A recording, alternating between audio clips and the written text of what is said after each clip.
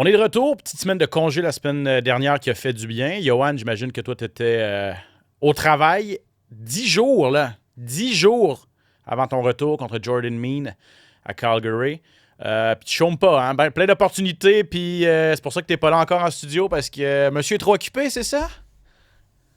Ben, écoute, c'est drôle que tu dises ça comme ça parce que, tu sais, on en parlait il y a quelques semaines, puis j'ai eu mon opération au genou, puis ça a été un moment qui a été quand même difficile parce que quand tu te fais opérer au genou, tu deviens inactif, puis il n'y a rien pour un humain qui est pire qu'être inactif puis pas bouger, Pour puis un athlète mentalement, en ça a été plus. très difficile. Exactement. Puis ça m'a coûté beaucoup de sous. Il est arrivé plein de péripéties autour de ça. Puis c'était quand même difficile personnellement, la vie à ce moment-là. Puis là, en ce moment, j'ai l'impression que tout va pour le mieux. Les opportunités s'offrent à moi, les contrats dans les écoles, les conférences. Puis j'ai eu une ouverture pour jouer pour avoir un rôle dans un film québécois. Donc ce matin, j'étais Excusez, vraiment là-dedans. pardon. On est très occupé, mais on est très content. C'est des belles opportunités. Ça démontre, comme je dis autour de moi, que quand tu lâches pas de travailler, puis que tu y crois, puis que tu continues d'avancer, même quand c'est difficile, il y a des belles choses qui arrivent. Rapidement, là, avant de rentrer dans nos autres sujets, ton camp à 10 jours, là, il reste quoi à faire avant ton retour, là?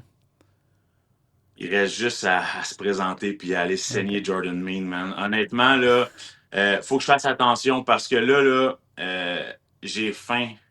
J'y veux y aller. Je suis prête. J'ai envie de m'entraîner. J'ai envie de pousser la machine, mais il faut que je sois intelligent parce que le travail il est fait. OK. Puis avec les expériences que j'ai dans le passé, si j'en fais trop en ce moment, avec la diète, avec le stress, le manque de sommeil, avec la petite à la maison qui fait pas toujours ses nuits, c'est là que je peux me blesser, que je peux tomber malade. Puis malheureusement, ben heureusement pour moi, mais moi je suis dans un gym à temps plein où est-ce que je donne énormément de cours avec les enfants, puis avoir 25 petits garçons, petites filles de 4 à 7 ans qui toussent autour de toi quand tu donnes le cours, c'est pas évident. Fait qu'il faut que je m'assure que mon système immunitaire pour que ma récupération est optimale.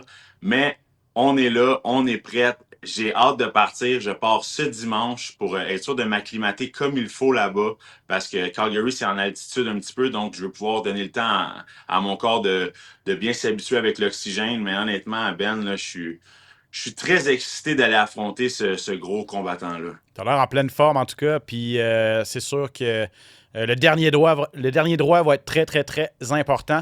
Puis merci d'être là, malgré tout ce qui se passe, malgré tous tes projets, parce qu'on a un gros, gros show pour vous. Bienvenue au SOS Podcast, tout le monde. Attention, ça va frapper. Spectaculaire, flamboyant. Des athlètes de haut niveau. Des champions des arts martiaux. Préparez-vous, le combat commence. Dans l'octogone, Ben Baudouin.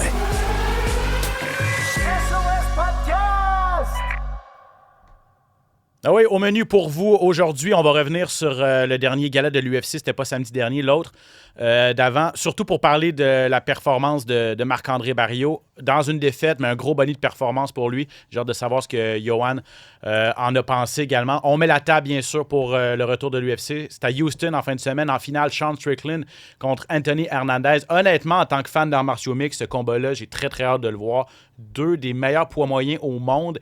Et je m'attends vraiment à un jeu d'échecs. Deux gars vraiment durables, deux athlètes vraiment intéressants, avec des styles un peu différents. Honnêtement, j'ai hâte de décortiquer ça avec vous. Et je leur ai parlé également aux deux cette semaine. Et beaucoup de nouvelles également dans le monde des arts martiaux mixtes, notamment le retour d'une certaine Ronda Rousey qui fait pas mal jaser. On va discuter de ça comme d'habitude à la fin de l'émission. Mais, tout d'abord, on retrouve Johan. Mais Johan, bon, comme tu ne pouvais pas venir en studio, il a fallu que je me trouve un plan B. Mais quel plan B? Jonathan Ramsey qui est à mes côtés, mesdames, messieurs, combattant québécois. Joe, comment ça va? Ça va bien, toi? Ça va très bien, merci. Et là, on est là parce que... en fait, t'es là parce que mardi, cette semaine, je regarde sur les médias sociaux, puis là, je vois une publication de notre chum Max Carabine qui dit « Prochain combat de Jonathan Ramsey à CFFC. Ouais. Ça se passe quoi? Le 27 mars prochain à Atlantic City. Ouais, à Bon, New Jersey. Ouais. Gros combat pour Joe Ramsey. Je te texte, je dis « Attends-tu de venir en parler au podcast? » Une minute après, appel vidéo de Jonathan Ramsey. Je dis, bon, sa réponse ne doit pas être juste oui ou non. Sinon, il m'aurait texté. Il doit y avoir quelque chose de plus. Réponds au téléphone. Et là, Jonathan, on jase, il me montre sa maison complètement vide, plus un meuble là-dedans. Bref, on va parler de ton combat. Mais avant de parler de ton combat à CFFC, tu as pris une méga grosse décision, Jonathan.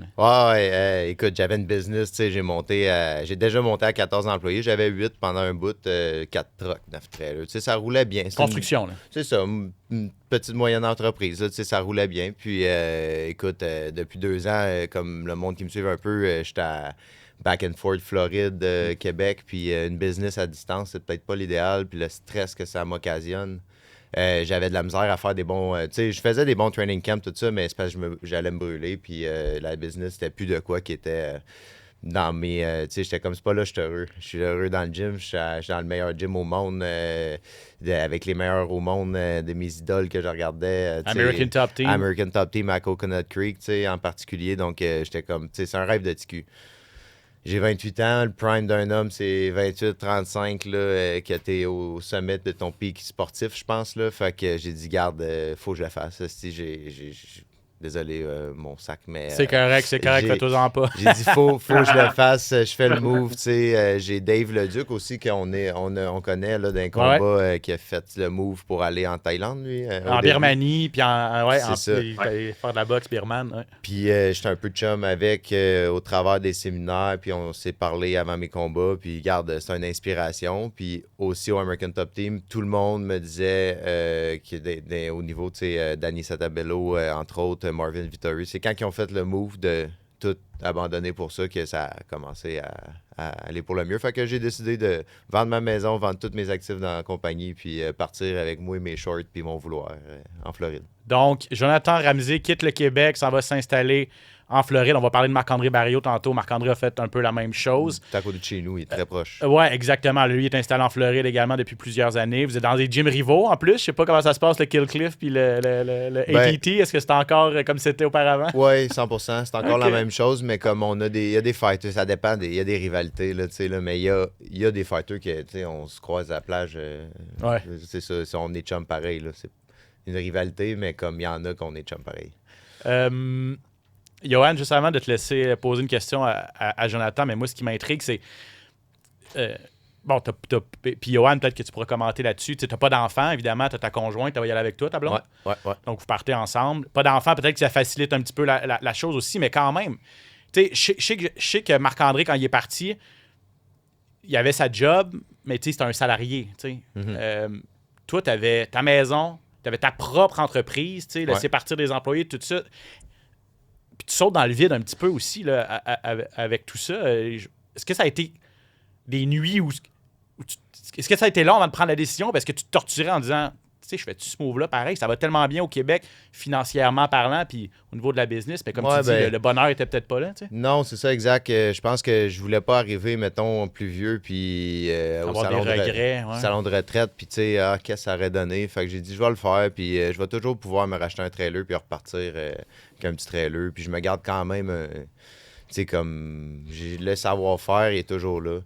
J'ai bien setupé mes employés. Tu sais, mon employé, il est allé avec c'est un compétiteur, mais on s'appelle puis on déjeune, tu comprends? Fait que, tu sais, j'ai vendu tout mon matériel de coffrage à lui. Puis j'ai setupé tout le monde pour que tout le monde soit... OK. J'ai pas laissé personne tu sais, je prenais soin des entrepreneurs qui est quand même gros, les entreprises de la chance à Sherbrooke, tout ça. C'est des gros entrepreneurs. Je pouvais pas les laisser. Tu sais, moi, si je veux revenir, il faut que tu partes comme il faut. Fait que, exact. J'ai fini mon contrat. Moi, ce qui m'a fait déclencher, vraiment, c'est ma mère avant mon dernier combat. Elle m'appelait, puis elle était comme, tu vas te brûler. Puis elle était comme, faut que tu prennes une décision, la business, tout ça, juste avant l'hiver. Puis j'ai dit, tu sais quoi, maman, moi, je pense que ça va être les fêtes. J'abandonne tout au Québec. Puis elle s'attendait pas à ça. Elle pensait que ça allait être le contraire. Ouais, exact. Puis tu sais, c'est sûr, c'est un gros move. Mais j'ai une blonde, tu sais, comme tu dis, ma blonde, elle me suit, puis j'ai une blonde extraordinaire. Elle m'aide dans les rénaux, elle me supporte. Avant mes combats, elle m'a fait mes meal prep à tous les jours. Puis je mangeais bien. C'est la femme qui va regarder dans les aliments, tu sais, toutes les mauvaises choses, l'huile de canola, puis tout. Elle a fait le tri, puis elle me fait des... Fait que je suis vraiment... ta nutritionniste personnalisée, presque. Ouais, elle s'enligne pour faire un cours de naturopathie, puis tout ça. Fait que, tu sais, je pense que là, en ce moment, j'ai eu des temps durs aussi, tu sais, avant ça. C'est ça qui m'a fait prendre la décision. Là. Des défaites, ouais, ben des défaites, puis autant à vie personnelle, tu sais, des temps durs.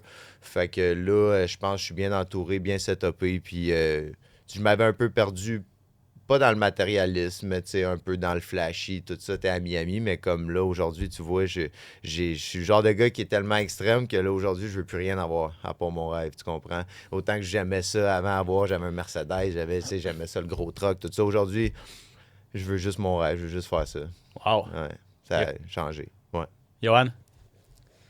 Et moi, je suis super impressionné, puis tu sais, je suis très content du choix que tu as fait, parce que je me souviens qu'il y a peut-être 2 ou 3 ans, j'avais vu un post sur les réseaux sociaux de Daniel Lafond qui disait je connais aucun Québécois qui va faire du béton dans la journée, puis qui va se battre le soir, puis tu avais un combat professionnel le soir. Puis je sais pas si c'était ton premier ou ton deuxième, mais je pense que tu avais été faire une journée de travail dans la journée, tu avais fait du béton, tu sais, Ouais.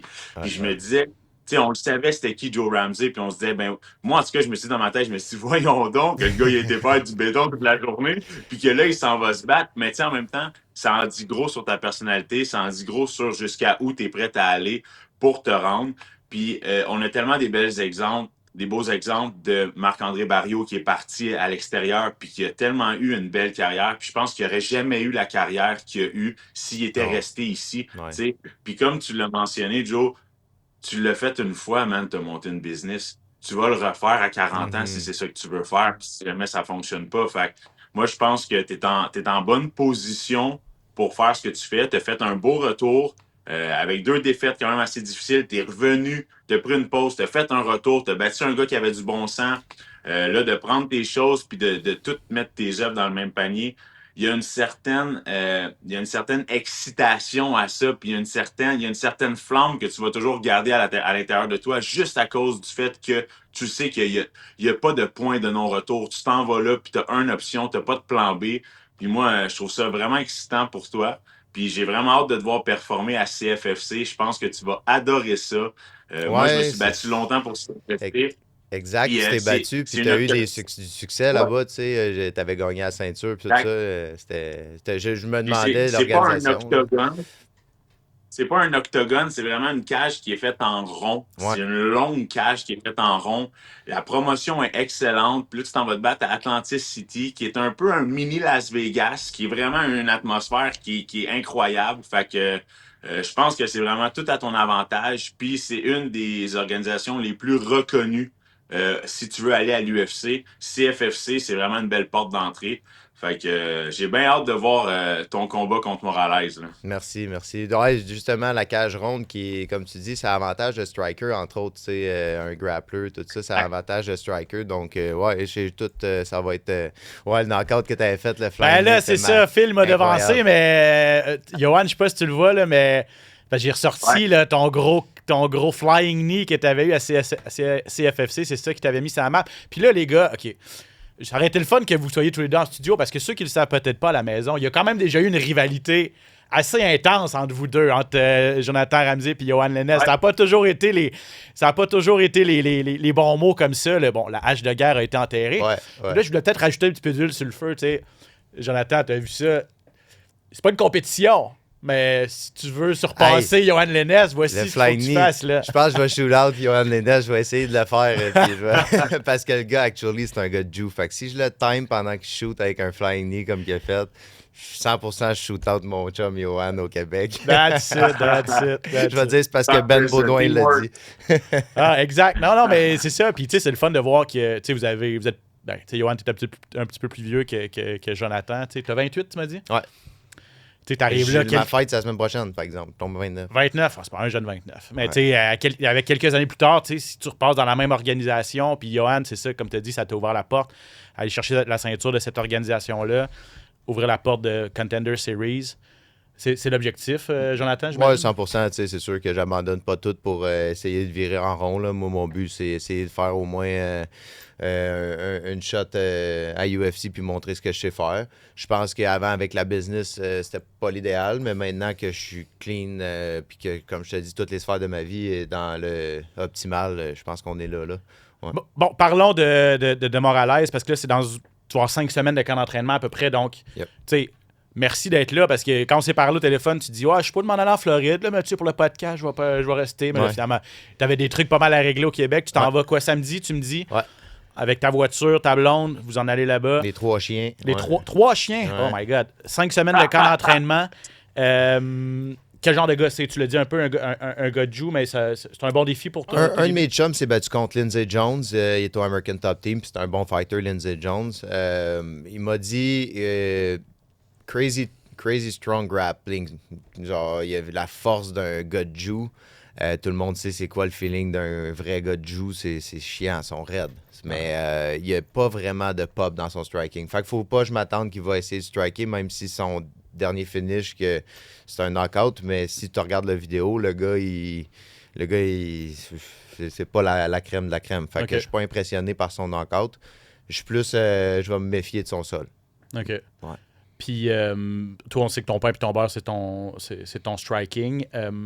Tu vas travailler beaucoup sur ton sol à ATT dans les prochaines semaines, tu penses? Ouais, déjà que mon sol, je sais que quand je vais dans les sparring, je vais sparer dans les écoles, souvent, tu sais, le monde le ressent un peu. Tu sais, Chris Ramsey, il y a quand même un sol, man. OK. Tu sais, ma lutte est rendue assez bonne.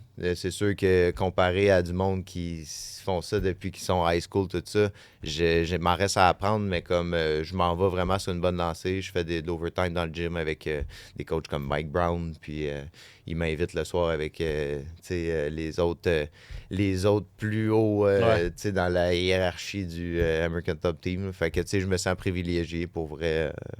Et puis oui, je vais travailler ça. C'est sûr que ça va juste s'en aller en montant. Là. Puis en tout cas, si tu veux des conseils ou juste jaser de comment ça se passe au ATT ou s'installer en Floride, tu sais, Valérie Letourneau, je sais pas si tu la connais, combattante québécoise, elle a fait exactement la même chose que toi il y a quelques années. Elle est allée s'installer, s'entraîner au ATT.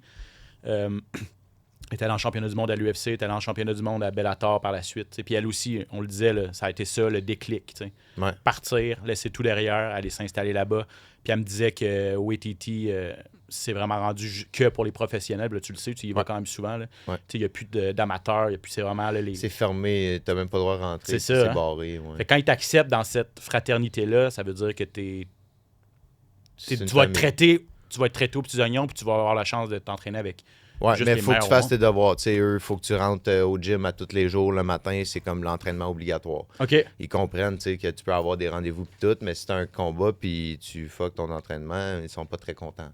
OK. Puis tu vas le savoir. Ils font un bon suivi. Sur moi, la passe que j'ai eue, c'est First Round Management qui m'avait signé. Le management d'Elia Tuboria, John Jones, etc. Ouais. Fait que eux, quand je suis allé là, moi, j'ai rencontré eux autres directement. Je suis allé leur serrer la main, puis ils m'ont eu la passe. Ils ont dit, hey, ce serait cool de s'entraîner au top team. Puis j'étais, ouais, American Top Team, si tu me fais rentrer là, c'est sûr, je vais y aller, tu sais. C'est à partir de là. Puis là, ça fait 2 ans. Puis, tu sais, veux pas. J'ai habité juste en face du gym pendant 1 an.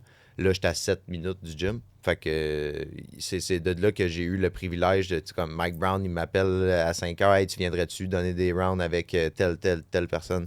J'ai fait les main sparring partners à Moicano contre Turner. C'était moi à chaque 10 heures, c'était moi qui sparrais avec mes 5 rounds. Puis j'ai fait aussi Grand Dawson, son avant-dernier. Fait que, tu sais, je me sens privilégié, là. Pour vrai, ils m'ont pas laissé de côté, là. Non. Ouais. Vas-y, Yohan.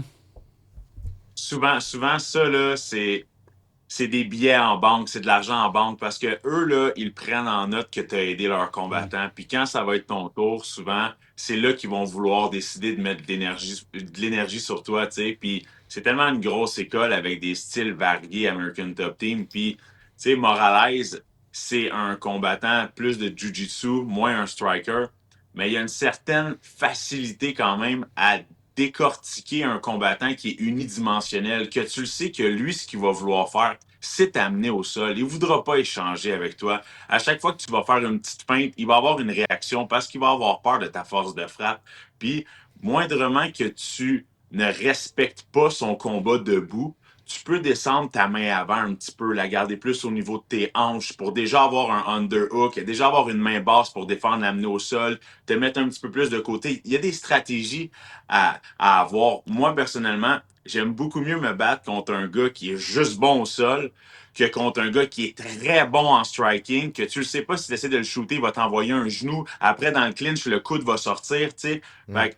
Puis, à cette école-là, je veux dire, tu as tellement une variété d'athlètes qui sont solides. Puis, American Top Team, au niveau des lutteurs, je veux dire, t'es pas mal dans les baisses, là. Je veux dire, tu regardes un Dustin Poirier qui était là avant, son pourcentage de takedown defense était dans les meilleurs dans le monde, dans l'UFC. Fait que je pense vraiment que tu es en bonne main.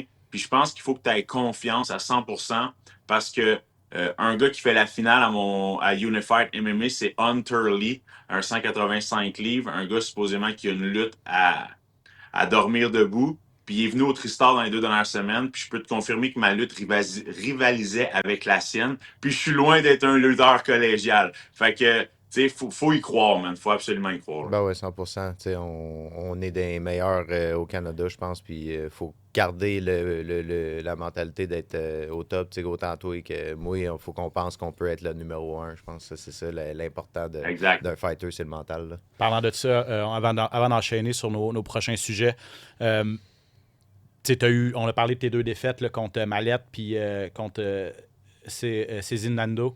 Mais t'es revenu avec 2 grosses victoires. Lewis, quand on s'est vu, le dernier combat que j'ai vu de toi, c'était ta guerre contre Lewis. C'était au mois de septembre. Ouais. Une décision unanime. Ça a brassé pas mal. Il t'en a donné des bonnes shots. Ton menton a tenu le coup.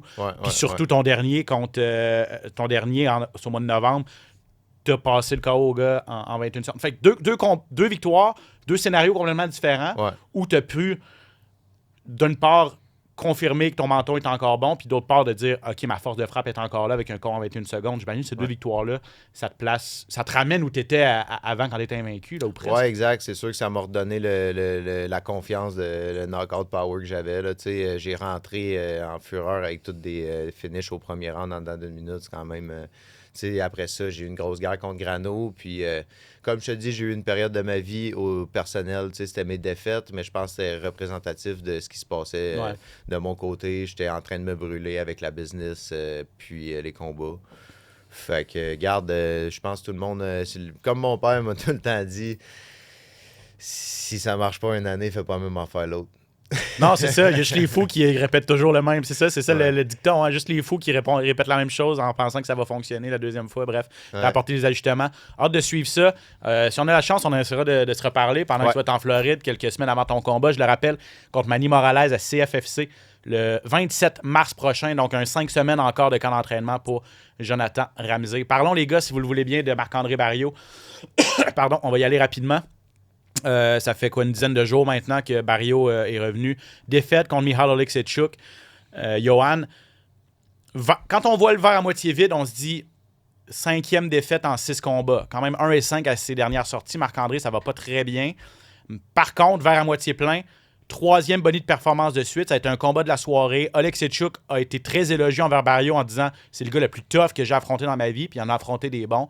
Puis en ayant des bonnies, c'est bon financièrement pour Marc-André. Puis veut pas, l'UFC, c'est du spectacle, les gars. Fait qu'il donne des bons shows parce que 2 fois de suite dans des combats de la soirée. Johan, qu'est-ce que tu as pensé de sa performance? Puis comment tu penses qu'il se sent aujourd'hui, Marc-André? Ben, je pense qu'il est très reconnaissant. Je veux dire, il a une longue carrière. Il a eu une dure carrière. Il a eu des gros combats. Il a refusé pratiquement personne.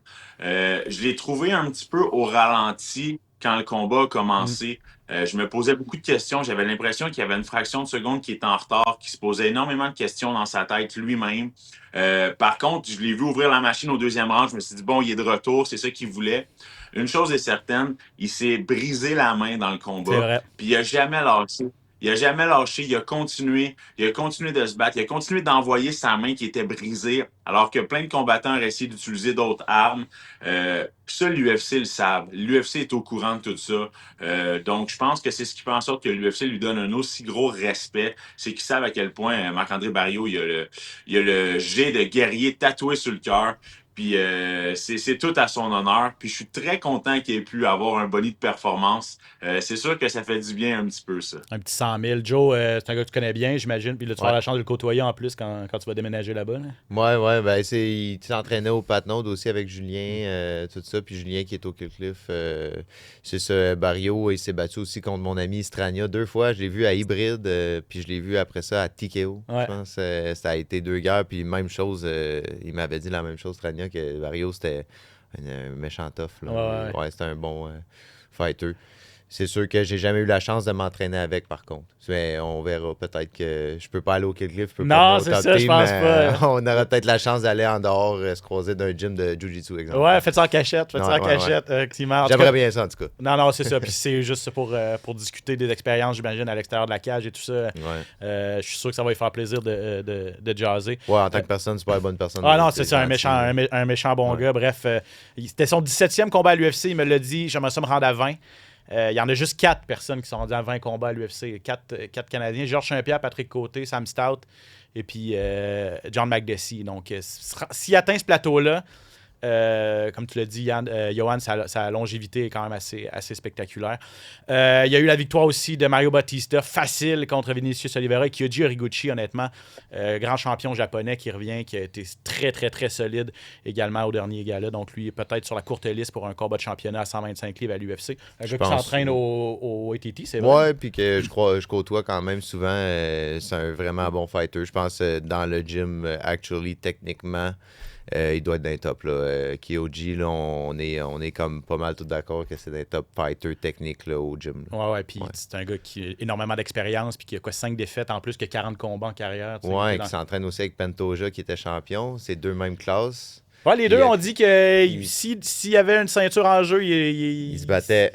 C'est pas la première fois. Là. Bruno Silva, Bulldog, s'est battu contre Cody Durden une fois. Puis on a Chris Duncan contre Rebecki. OK. Que Rebecki, je m'avais blessé au genou contre lui en sparring. C'est deux bangers. Ça fait souvent, ça arrive. Là, ouais, dans un gros gym comme ça, hein, c'est ça. C'est ça, mais Kyoji, ils se sont dit, mais les coachs sont pas. Tu voyais qu'ils étaient pas trop d'accord à l'arrière, pas non. À suivre. C'est pas fait encore. Là. J'espère que Pantoja va revenir rapidement de sa blessure. Mais ils n'ont pas le choix. À quelque part, si les deux sont top, c'est ça. C'est là. Exact. Des fois, il faut faire des petits sacrifices. Puis c'est ça, je sais qu'au ATT, Valérie m'en avait déjà parlé, c'est que là, on réorganise tout l'horaire rendu là. Tu sais, elle me disait que, mettons, Kelly Harrison puis Amanda Nunes se croisaient jamais au gym, tu sais, à l'époque où Amanda était là, parce que on faisait comme un côté pour Amanda, un côté pour Kayla, puis on fait la même chose quand il y a 2 gars qui combattent. Je pense qu'en plus, qu'ils s'aimaient pas tant. Non, c'est ça aussi. Il y avait une grosse rivalité aussi à l'extérieur, là, effectivement. Ah, exact. Mais en tout cas, bref, c'est toute une gymnastique. L'UFC revient cette semaine. C'était congé la semaine passée. Ça se passe à Houston cette fin de semaine. Notez bien les heures. 18h sur TVA Sport 2 pour la carte préliminaire et 20h TVA Sport pour la carte principale. Donc, on passe à TVA Sport pour la main card. En finale, Sean Strickland contre Anthony Hernandez. Fluffy Hernandez, c'est un gars qui a battu déjà Marc-André Barriault, qui est sur une séquence de 8 victoires de suite. Johan, j'ai hâte de t'entendre là-dessus parce que moi, je trouve que c'est un combat ultra intriguant. 2 gars qui ont le même état d'esprit. Bon, Strickland, c'est tout un bozo, là, c'est tout un personnage. On va faire abstraction de ce qu'il dit à l'extérieur de la cage, mais dans la cage, c'est un vrai de vrai. Puis Hernandez, la même chose. Ces 2 gars, on s'imagine pas qu'ils fassent d'autres choses dans la vie. Eux autres, c'est des gars qui aiment ça faire mal aux autres, qui aiment ça se battre, puis c'est leur passion, puis c'est leur vie, c'est le combat. Les 2 sont ultra agressifs, les 2 mettent énormément de pression sur leurs adversaires. Par contre, ils ont des outils différents. Striking du côté de Strickland, très bon défensivement aussi, puis Hernandez avec sa lutte, puis il met énormément de pression pour étouffer ses adversaires. Comment tu vois ça? Ben, honnêtement, tu l'as vraiment bien résumé. Là où j'ai un petit peu peur pour Hernandez, c'est que Sean Strickland, c'est un des meilleurs au niveau de l'efficacité pour défendre les amener au sol. 78%, tout compris, c'est énorme, c'est tellement bon. Surtout que Sean Strickland a fait depuis 2022 7 fois 5 rounds. 7 fois des événements de la soirée où il a fait 5 rounds complets. Donc, soit qu'il a gagné ou il a perdu par décision, mais il a fait les 5 rounds pareil. Ah, il y a du cardio jusqu'à demain matin. Sa longévité, elle est énorme. Puis on le sait que Hernandez, c'est un gros lutteur. C'est un gars qui va vouloir ramener le combat au sol, qui va vouloir échanger, brawler, permettez-moi l'expression, qui va vouloir faire un combat pas nécessairement propre. Mais Sean Strickland est bon là-dedans. Est bon dans les échanges, coup pour coup. Donc vraiment, par contre, est-ce que Hernandez va avoir... On le sait qu'il y a du carburant, qu'il y a du gaz pour faire 3 rounds. Mais est-ce qu'il y a le gaz nécessaire pour suivre le rythme de Sean Strickland pendant 5 rounds? Sean Strickland, qui est capable clairement d'aller au sol, de se relever et qui est très difficile à amener au sol aussi parce que se bat avec une garde pas trop orthodoxe. Les coudes sont bas un peu. Tu sais, je veux dire, il me fait penser à un vieux combattant des années 60. Là, tu sais, donc, il y a les pieds plats. Il y a les pieds super plats. Il n'y a pas un super bon jeu de pied, mais ça fonctionne vraiment pour lui. Là. Exactement. Puis, donc, tu sais, puis c'est ça, comme je l'ai mentionné, il a vu 5 rounds 7 fois depuis 2022. C'est pas nouveau pour lui. Ça va être aucunement un scénario qu'il n'a pas vu. Tandis que Hernandez, OK, des grosses victoires contre Kopylov, contre Michel Pereira, Brendan Allen, il a soumis Roman Dolidze à son dernier combat exactement. Mais par contre, a jamais fait autant de rounds de 5 minutes que Strickland. Je pense vraiment que c'est là que ça va jouer. Si Hernandez est capable de s'imposer rapidement dans les 2 premiers rounds, peut avoir l'avantage. Si on touche au 3e, 4e, 5e round, je pense que Strickland peut nous sortir quelque chose de beau. Là. Intéressant. Écoutons les deux, Strickland et Fluffy Hernandez, à qui j'ai parlé cette semaine, sur ce à quoi ils s'attendent. Puis Joe, tu pourras commenter par la suite. Là. It's a great fight, you know. Out of everybody in the division, he's probably one of the top guys, just purely off the win streaks he's creating. It's a fight I wanted. It's a fight he wanted. You know, it's a unique fight. Honestly, I never really know how shit's gonna play out. You know what I mean? Like, you can have all these scenarios in your fucking head, and then you get cracked and some shit changes. But I think it's gonna be a fucking war. I think it's gonna be bloody, and I think we both go forward. So I think it's gonna be very fucking entertaining. You can't necessarily play it out in your head. There's so many fights where you can kind of like think about it and play it out, but since he's such a dynamic fighter, you don't really quite know what to expect, which is nice. It sounds exciting. C'est ça, il n'y a pas, Jonathan, il n'y a pas... Ils sont bons dans... C'est 2 combattants complets, en fait, qui sont bons à tout. Strickland, on l'a pas vu souvent lutter, mais il me disait en entrevue aussi, honnêtement, je fais plus de lutte que de striking, puis il va être peut-être surpris par ma défense, puis par ma force au sol aussi. T'sais. Quand tu as 2 combattants complets qui s'affrontent, tu sais pas à quoi t'attendre, c'est ça? Non, puis tu sais, moi, Johnny Eblum, qui s'entraîne au gym aussi, fait des sparring, il descend à Las Vegas parfois, puis il spare avec Sean, je pense qu'il est quand même assez proche, puis Johnny, c'est un vraiment bon lutteur, là, Johnny Eblum. Fait que j'en doute pas là, que Sean Strickland, il peut donner de la misère pour les amener au sol. Puis comme Johan il a dit, de la manière qu'il se bat, les coups de bas, t'es déjà en position de sprawl, d'aller chercher un underhook, quoi que ce soit. Fait qu'il est dur à amener au sol. En striking, on l'avait vu contre Adesanya, il est capable de surprendre des styles assez flamboyants. C'est juste que Hernandez, c'est différent. Il va aller plus... je pense qu'Adesanya, il est plus sur son pied arrière, sur son reculon. Il a des bons counters, un bon timing, mais Strickland, c'est ça qui arrive, c'est qu'il brise les timings. Fait que je suis bien intéressé de voir ce combat-là aussi. C'est sûr que malgré que je descende en Floride, je vais peut-être essayer d'arrêter sur le bord de la route pour voir. Ah ouais, c'est ça, c'est vrai, tu vas être sur la route. Strickland, retour après 1 an d'absence, ça c'est à noter. Revient de suspension. Quand je vous disais que c'est un bozo, là, c'est tout un personnage, c'est qu'il s'est battu. Il était dans le coin d'un de ses partenaires d'entraînement de Syndicate MMA dans un gala à Vegas de Tough Enough. Son gars, il a perdu. Il est rentré dans la cage, il s'en est pris. L'autre fighter, il est venu baver un peu son coin. Strickland et Chris Curtis sont rentrés dans la cage, ils se sont mis à s'en prendre à l'adversaire qui venait de gagner. Il a été suspendu 6 mois par la commission athlétique du Nevada. Ils ont dit on va ramener ça à 4 mois si tu fais des cours de anger management, de gestion de la colère. Il l'a pas fait. Je pense qu'il l'a pas fait parce que ça fait plus que 6 mois ça fait plus que 6 mois. Sa suspension a pris fin en décembre après 6 mois. Bref, c'est un spécial, mais faut pas y enlever qu'en combat, il est vraiment bon. Il a été champion, d'ailleurs, là, comme tu l'as dit, contre Adesanya. Il a volé la ceinture à Adesanya.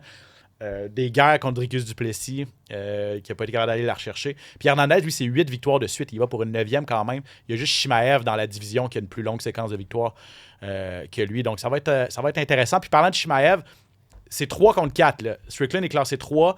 Chimaev est classé... Hernandez est classé 4. Yoann, est-ce que tu penses que le vainqueur de cette fin de semaine devient contender? C'est-à-dire, est-ce qu'on va dépasser Imavov, qui est sur une séquence de 5 victoires? Est-ce qu'on va dépasser l'ancien champion Duplessis? Oui, pour toi, c'est un combat éliminatoire en fin de semaine? Ou? J'adorerais voir ça, oui, parce que honnêtement, je pense pas que Duplessis mérite d'avoir une revanche immédiate. Il a subi une raclée de 5 rounds sans arrêt. Donc, selon moi, tu sais, même si ça a été un grand champion, il mérite pas d'avoir sa revanche. Imavov, OK, oui, a fait de belles choses. Certainement que j'aimerais voir la lutte de Hernandez puis la puissance de ses mains contre un combattant comme Chimaev. Ouais. Chose sûre, peu importe contre qui Chimaev va défendre sa ceinture, je veux le voir défendre sa ceinture bientôt. On veut revoir Chimaev sur les tapis, on veut le revoir dans la cage, il a un aura, il est très spectaculaire, fait que c'est sûr que selon moi, Hernandez-Chimaev, ça serait un combat qui serait un petit peu plus intéressant au niveau technique. C'est sûr que si on amène Strickland contre Chimaev, et le feu va pogner dans la place. Là. Ouais, ben écoutons Strickland sur Chimaev. Il ne porte pas trop dans son cœur, écoute ça. Path is being not who he fought or how many times he fights, but by having a belt for a longer period of time, right? Or like us guys, we get a belt and we want to make for fucking money. We don't want to sit on a belt for a fucking year and be like, oh, look, I got a shiny thing in my closet. No, I want to go fucking fight and make money. A guy like that probably doesn't have to make money because he's a fucking whore to all the warlords out there. So he could just sit on his belt and just, enjoy Ramadan, say Fluffy wins, and say UFC approaches Fluffy and says, hey, we want you to be next in line. Well, dude, guess what? You're going to be sitting on the bench for a year to 2 years waiting for him to get back. Me personally, if they come and do that to me, I'm like, fuck that. I don't want that. Let's go, give me somebody else. I don't want to go fucking wait on a bench for 2 years for this guy to get done with fucking Ramadan, where the fuck he's doing. Donc, pour la traduction, il dit Chimaev ne se bat pas parce qu'il n'a pas besoin de se battre. Il est financé par un dictateur tchétchène, Ramzan Kadyrov, qui est un de ses bons amis. Assez controversé personnage, par ailleurs. Donc, selon Strickland, il n'a pas besoin de se battre et de défendre sa ceinture. C'est pour ça qu'il se bat une fois par année. Alors que la plupart des gars, ils ont besoin de se battre pour gagner leur vie. Et s'il y avait la ceinture, ils la défendraient 2 à 3 fois par année. Puis il dit, si je gagne en fin de semaine puis qu'on m'offre Khamzat Chimaev, que je deviens le prochain sur la liste, je dis non, parce que je sais que ça va prendre 1 an encore avant que Chimaev revienne. Tu l'as dit, Johan, on ne sait pas quand est-ce qu'il va revenir, puis on ne sait même pas s'il veut revenir à 185 livres parce qu'il a de l'air plus intéressé à affronter Pereira à 205 présentement. Honnêtement, cette division-là est un peu, malheureusement, un petit peu sur pause là, à cause du champion. Hein? Oui, complètement. Puis, c'est triste parce que c'est pas la première fois qu'on voit ça, des champions maintenir leur ceinture puis pas avoir d'intérêt tant que ça pour la défendre. Puis je pense qu'on devrait avoir peut-être avec l'UFC, revoir les règles, peut-être de se dire qu'à moins d'une blessure là, vraiment concrète avec des papiers du médecin, de se dire que, écoute, à chaque 6 ou 7 mois, tu dois défendre ta ceinture. Puis si tu la défends pas, il va y avoir un titre qui va être vacant, puis il va y avoir 2 autres personnes qui vont se battre pour, parce que on a vu des scénarios comme Aspinall, comme John Jones quand il l'avait avant. Donc, tu sais, ce qu'on veut, c'est voir les champions actifs, les voir défendre leur ceinture. C'est sûr que Chimaev, c'est tout un personnage controversé. Clairement, Sean Strickland l'a pas dans son cœur en ce moment. Toi, tu penses quoi de ça, des champions inactifs? Ou des Ben, champions? moi, je pense aussi ça peut venir d'en haut à cause que c'est sûr, c'est des combats qui coûtent cher. Il faut qu'ils payent les gars plus cher parce que c'est un combat de championnat. Je sais pas si, tu sais, ils essayent de faire ça une fois par année par division, genre, je sais pas. Mais comme tu dis, Ben ça non, serait parce cool que, tu sais, Dvalishvili, il s'est battu 4 fois en 2024, en 2025, tu sais. Je pense que l'UFC préférait que leur champion soit actif. Là. Ben oui, c'est sûr que ça attire aussi la visibilité parce que les champions sont suivis. Fait que quelque part, s'ils payent gros, c'est parce que ça rapporte gros. Fait que je pense que oui, en effet. Mais moi, personnellement, j'aime mieux être actif. Là. Je pense que si tu fais juste ça, c'est cool de, tu sais, comme faire valoir tes performances une couple de fois par année, là, pas juste une fois. Là. En tout cas, c'est plate parce que Chimaev est rentré dans l'UFC comme étant un gars ultra actif. Il s'est battu comme 4 fois en l'espace de 2 mois à ses débuts. Il se battait presque à chaque semaine. C'est ça qui a fait sa renommée. Là, évidemment, il y a eu des maladies, il y a eu des virus, il y a eu des blessures. Puis là, depuis une couple d'années, c'est vraiment une fois par année. Puis des fois, c'est 1 an et demi, tu sais.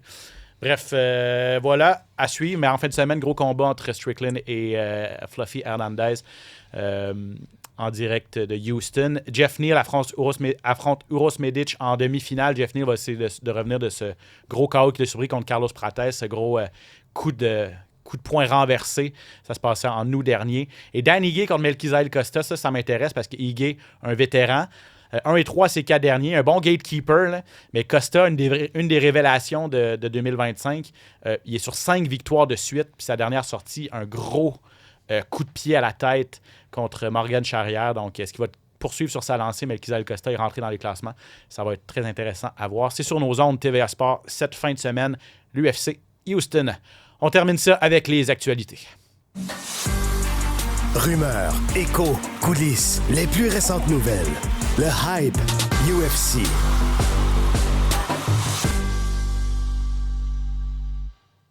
Première nouvelle, et ça tombe bien que Jonathan soit avec nous pour en discuter, parce que c'était vraiment passé sous mon radar, et je m'en excuse à Danny Mallette, combattant de Québec, qu'on a suivi à Samouraï, ancien champion. Vous avez eu 2 gars, je le disais tantôt, mais Danny est en action ce soir. Donc, on est jeudi, on est le 18 février ou 19 février, là, j'ai perdu ma date. 19 février.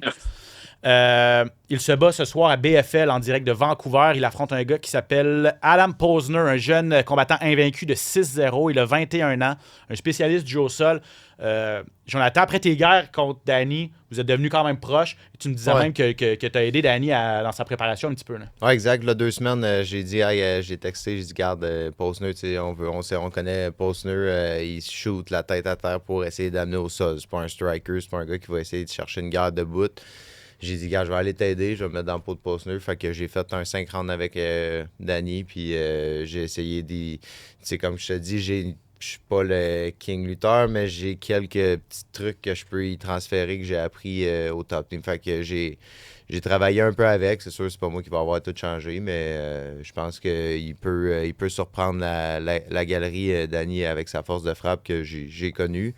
Il frappe fort? Il frappe fort. Tu sais, même au premier combat, là, au deuxième round, m'avait plugué sur le menton. Je pense qu'elle avait fait encadrer une photo de ça. J'avais resté debout, j'ai un bon menton, mais tu sais, j'y donne. Il y a des bons points. Mais puis comment il était dans sa préparation? Ça allait bien, puis il avait l'air en confiance? Ou? Je pense qu'il va pouvoir, avec des 14 dans les mains, là, il va pouvoir, Posner, il est jeune, hein, 21 ans. Danny le dit aussi de ce que j'ai. Tu sais, comme il n'a pas vu son sang, son but, c'est de le faire saigner. Johan, qu'est-ce que tu en penses? Je sais pas si tu as le temps de regarder ça ou si tu connais Posner, mais en général, tu sais, un gars comme Danny Mallette, il a 34 ans, c'est un vétéran, il a été dans des guerres, ça fait longtemps qu'il fait ça. Posner, 6-0. Beaucoup de finish, mais 21 ans seulement. Je suis pas sûr qu'il y avait un gars de la trempe d'un Danny Mallette, peut-être. Là.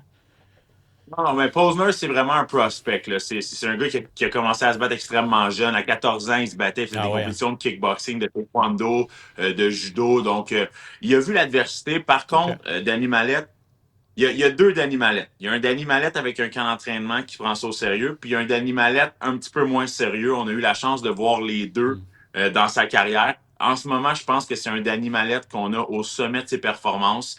Une des choses qui me fait dire ça rapidement, c'est qu'il a fait le poids. C'est arrivé souvent qu'il n'a pas fait le poids. C'est extrêmement difficile. Là, je l'ai vu, on s'est suivi, on s'est parlé un petit peu rapidement. Il semble être en grande forme physique. Donc, un Danny Mallette en forme physique, c'est un Danny Mallette qui est très dangereux. Comme Jonathan vient de le mentionner, c'est un gars qui frappe extrêmement fort, qui a un des meilleurs kickboxing qu'on a ici au Québec, peut-être même dans le Canada.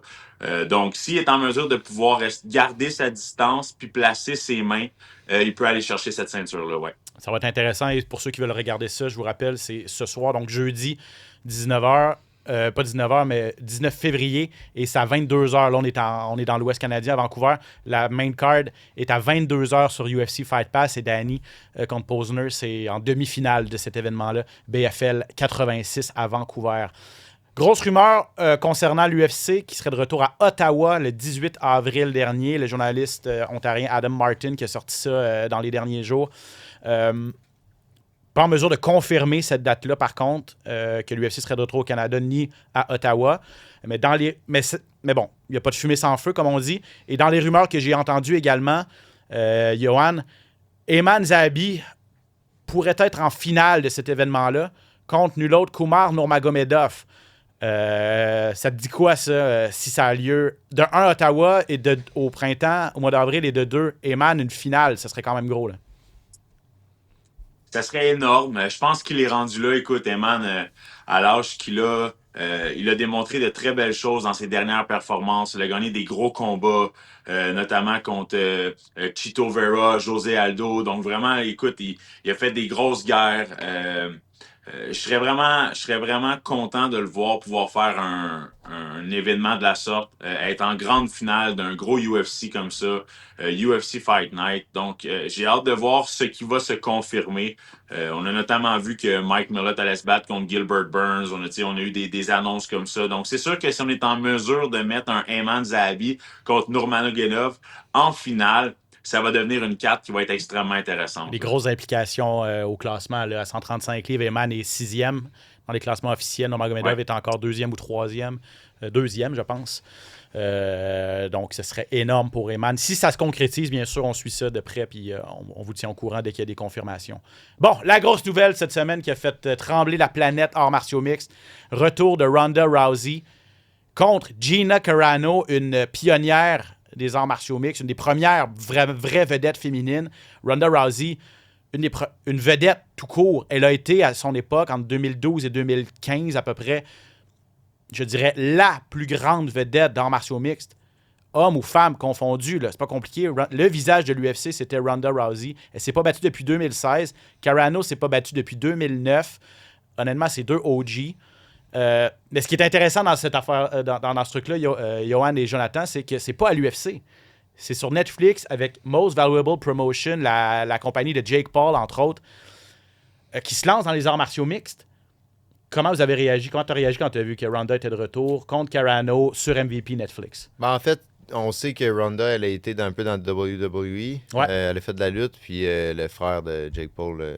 Fait que je pense que c'est une affaire de contact. Tu sais, veux pas, tout dans la vie, c'est une affaire de réseau. Fait que ça m'étonne pas que ça arrive puis qu'il le fasse parce que Jake, il veut marcher ses pieds à Dana White depuis longtemps. Fait que ça m'étonne pas, mais j'ai hâte de voir qu'est-ce que ça va donner, si ça va monter puis prendre de l'ampleur. Ou que c'est... Parce que on sait PFL aussi est là. Il y a d'autres grosses lignes, donc c'est sûr que là, UFC, il faut qu'ils gardent leur... ils ont comme un monopole, mais là, ça c'est en train de... je pense qu'il y a d'autres mondes qui essaient de prendre la place. Johan, commentaire, puis sportivement, à quoi on peut s'attendre? C'est quand même 2 filles. T'sais, Ronda Rousey, 39 ans, elle vient d'avoir son 3e enfant. Oui, les filles vont s'entraîner, les filles prennent ça au sérieux, mais une s'est pas battue depuis presque 10 ans, l'autre 16 ans, Carano, elle est dans la quarantaine, 44, je pense. On s'attend à quoi? Carano, écoute, je pense que c'est sa beauté qui a fait en sorte qu'elle a eu un aussi gros personnage dans le monde des arts martiaux mixtes. Ronda Rousey, par contre, elle, très talentueuse, je veux dire, une machine de judo. Personnellement, je pense vraiment que c'est une flèche qui est lancée à l'UFC. Hey, le retour de Ronda Rousey, c'est moi qui va l'avoir. C'est Jake Paul avec MVP. Je le vois vraiment comme ça. Est-ce que ce combat-là va avoir lieu? Je peux être sceptique encore un petit peu. Je le sais pas. Chose sûre et certaine, si ce combat-là a lieu en MMA, je pense que Ronda Rousey va remporter ça haut la main. Écoute, elle a tellement été dominante dans son temps. Puis, tu sais, c'est parce qu'elle a fait face à une Holly Holmes qui était au sommet de ses performances que le train a déraillé là, quand sa défaite contre Holly Holmes est arrivée. Puis regarde, Holly Holmes, elle est où encore présentement? Elle a eu une des plus longues carrières féminines. Elle a fait un combat de boxe récemment. Elle est avec Jake Paul en ce moment avec MVP en boxe. Et voilà, tu sais, donc... comme Joe l'a mentionné, je pense que c'est vraiment une question de business, de sous. C'est un combat qui va rapporter énormément, c'est sûr et certain. C'est 2 grosses têtes d'affiche. Donc, je pense que c'est un beau bâton de levier pour Jake Paul de dire à Dana White, regarde ce que j'ai entre les mains. Là. Je pense que apparemment que Ronda Rousey avait appelé Dana White. Il y avait eu des contacts avec l'UFC pour organiser ce combat-là à l'UFC, que ça ne s'est pas concrétisé pour une raison ou pour une autre, par manque d'intérêt de l'UFC ou parce qu'on demandait trop cher. On ne le saura peut-être jamais. Mais je pense que quand... Tu sais, je le disais, le Ronda Rousey, c'est peut-être... Avec Conor McGregor, ça a été la plus grande vedette de l'histoire de la compagnie, probablement. Et là, de voir qu'une compagnie rivale, et surtout pour Paramount Plus, qui est un service de vidéo en ligne, qui vient de payer 1 milliard par année pour les droits de l'UFC. Et là, son compétiteur le plus important, Netflix, vient d'aller chercher la plus grande vedette, ou une des plus grandes vedettes de l'histoire pour son combat de retour. Je pense que les grands patrons de Paramount Plus n'étaient pas très, très contents de cette annonce-là. Puis j'imagine qu'on l'a fait savoir à Dana White et à ses associés à l'UFC. Ce qui me fait dire que Dana White n'a pas le choix présentement de réussir sa prochaine prise et de réussir son prochain événement, son gros événement signature de 2026, qui est l'UFC Maison-Blanche. Et il n'a pas le choix d'avoir un gars qui s'appelle Conor McGregor. La seule personne qui peut dépasser Ronda Rousey en termes de notoriété, c'est un gars qui s'appelle Conor McGregor, qui a d'ailleurs tweeté hier ou avant-hier « J'ai mon adversaire, j'ai accepté, j'ai une date, j'ai accepté, j'attends mon contrat. » Il a retiré cette publication-là par la suite. Est-ce que tu es d'accord, Johan, de dire que l'UFC maintenant, la balle est dans le camp de McGregor, il a toutes les munitions, tous les outils de négociation dans son camp parce que l'UFC a besoin d'un gars comme lui là, cette année avec le retour de Ronda? Oui, complètement. Puis, tu sais, on oublie, mais Conor McGregor, il est pas si vieux que ça. Hein? Il est arrivé très jeune quand même à l'UFC. Il a fait de belles choses. Semble vraiment avoir repris un peu la possession de ses moyens. Je pense que, comme tu dis, les marges de négociation sont en sa faveur en ce moment. Il va pouvoir demander un peu ce qu'il veut. Je pense qu'il peut même essayer de trouver l'adversaire de son choix. Tu sais, comme tout est en sa faveur. Donc, une chose est certaine. Si on est en mesure de faire l'UFC à la Maison-Blanche, puis de mettre Conor McGregor sur cette carte-là, écoute, ça va être un des plus gros événements de l'histoire de l'UFC. Ça t'allume, retour de McGregor, toi, Joe? Ouais, c'est cool. Ben, on sait qu'il y a eu... Retour potentiel. C'est ça, on va attendre la confirmation, mais comme on sait qu'il y a eu des bouts durs un peu spéciales. Ouais, c'est le moins qu'on puisse dire. Puis là, bon, on a vu ressortir comme quoi qu'il commençait une route spirituelle avec il a fait trouver Jésus. Donc, tant mieux pour lui, et j'ai bien hâte de voir si le retour va se faire, puis comment que ça va, parce qu'on sait qu'il était flamboyant, lui aussi. Effectivement, à 100%. Donc, à suivre, donc. Mais des gros noms qui reviennent, on se croira en 2015, mais bref, c'est ça les arts martiaux mixtes. Les vedettes d'antan font un retour en 2026. On espère qu'ils vont être capables de livrer la marchandise. Un qui va vouloir livrer la marchandise, et on termine là-dessus, c'est Fred Duprat. On a officialisé son prochain combat. Il va affronter Ethan Goss le 28 mars prochain du côté de Pittsburgh à la PFL. Hâte de parler à Fred. On sait que son dernier combat était annulé à la dernière minute. Il était rendu à l'aéroport pour s'en aller en France.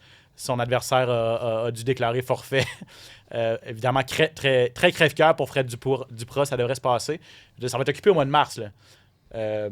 Le 27 mars, c'est la PFL. Toi, tu te bats le 27 le 27 aussi. Mm-hmm. Alors qu'on pitonne entre le combat de Jonathan Ramsey et celui de Fred Duprat. Puis il y a Samouraï aussi, en même temps aussi, à Laval. Ouais. Cette soirée-là. Donc, bref, les amateurs d'arts martiaux mixtes, entourez cette date-là. Puis préparez vos enregistreurs ou je sais pas trop parce que vous allez avoir des trucs à regarder en masse le 27 mars prochain.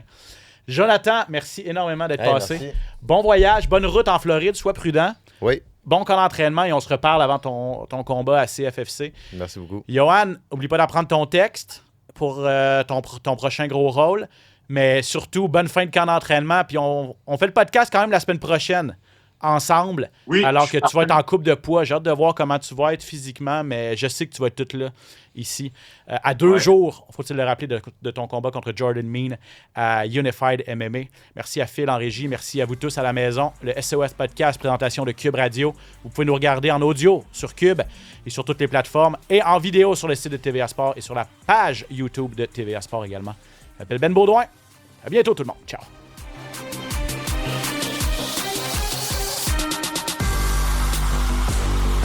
SOS Podcast!